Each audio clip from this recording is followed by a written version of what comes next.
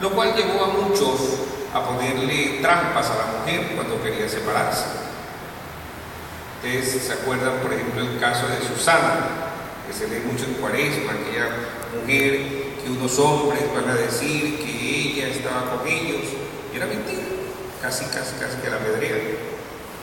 Entonces era muy común, cuando el hombre quería separarse de su mujer, le ponía una trampa con otro hombre, la pillaba y ya listo, acta de repudio. Y eso era grave en esa sociedad, que una mujer fuera repudiada, que se le diera el divorcio. Sin embargo, Jesús cierra esa posibilidad y entonces declara la indisolubilidad del matrimonio. Lo que Dios ha unido, el hombre no lo separa. Declara dos cosas. Primero, el matrimonio viene de Dios, es creación divina como sacramento. No es creación humana. Por lo tanto, ninguna ley humana podrá legislar sobre el matrimonio católico. Ninguna ley humana. ¿Y quién está esperando eso? Pues, si no quiere ser católico, que no lo sea. La Iglesia seguirá fiel, ¿cierto?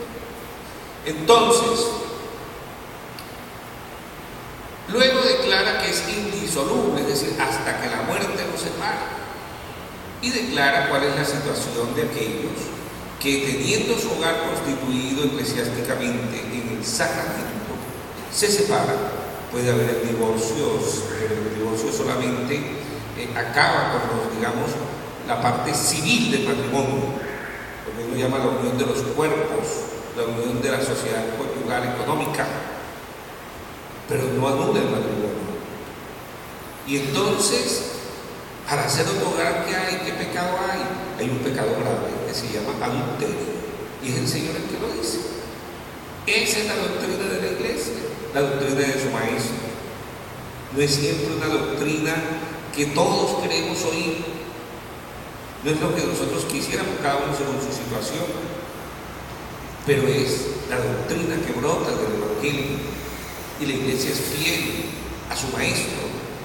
La Iglesia no va por el mundo buscando aplausos, la Iglesia va por el mundo predicando al Señor, aquel que un día no recibió aplausos, sino que lo escupían, aquel que un día no recibió aplausos, sino que lo abofetearon, aquel que un día no fue llevado en hombros, sino llevado a la cruz, y Él lo soportó todo, para ratificar con su sacrificio también que todo lo que decía era la voluntad del Padre.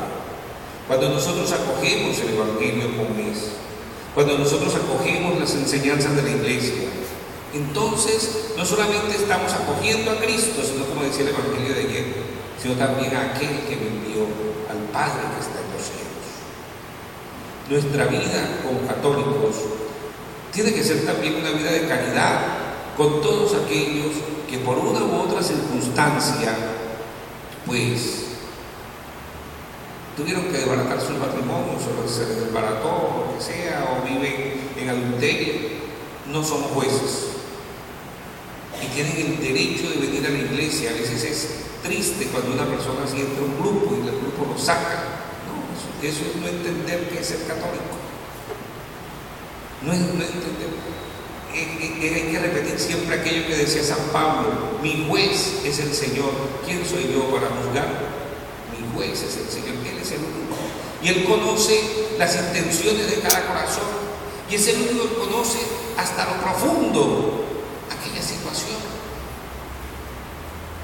Entonces a Él le dejamos el problema.